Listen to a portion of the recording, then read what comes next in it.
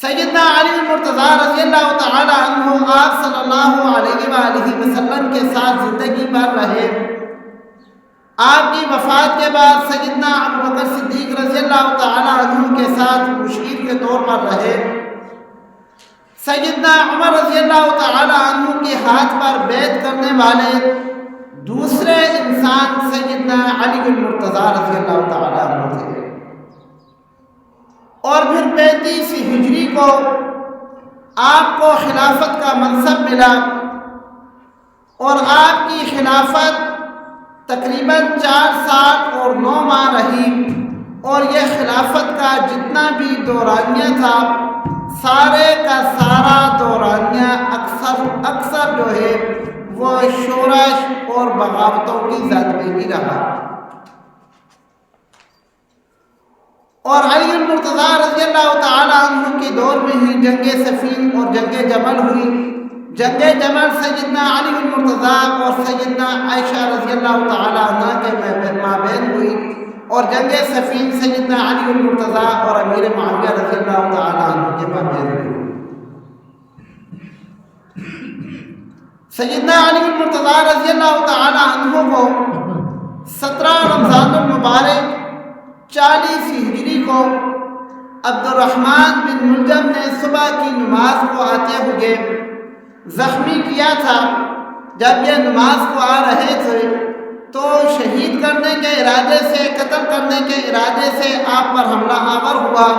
اور سیدنا علی المرتضیٰ رضی اللہ تعالی عنہ کو زخمی کیا، اور آپ کی جگہ 17 رمضان المبارک کو دوسرے بندے نے امامت کروائی۔ حضرت علی المرتضیٰ رضی اللہ تعالی عنہ کو گھر لایا گیا، اور آپ رضی اللہ تعالی عنہ یہ فرمانے لگے کہ اگر میں اسی زخم میں اور اسی حالت میں اس دنیا سے چلا گیا تو قصاص کے طور پر اس آدمی عبد الرحمن ابن ملجم کو قتل کر دینا،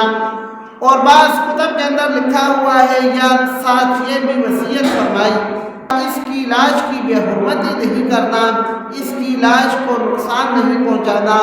صرف قصاصاً اس کو قتل کرنا ہے، اور اگر میں زندہ بچ گیا تو پھر میں خود بہتر سمجھتا ہوں میں نے اس کے ساتھ کیا کرنا ہے۔ لیکن 4 دن اسی زخم کی حالت میں رہتے ہوئے 21 رمضان المبارک سن 40 ہجری کو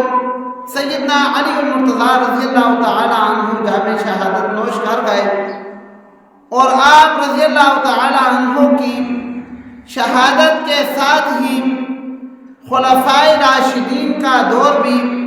امت کا اس پر اجماع ہے کہ صرف 4 خلفاء جو ہیں ان کو خلفائے راشدین کہا جاتا ہے،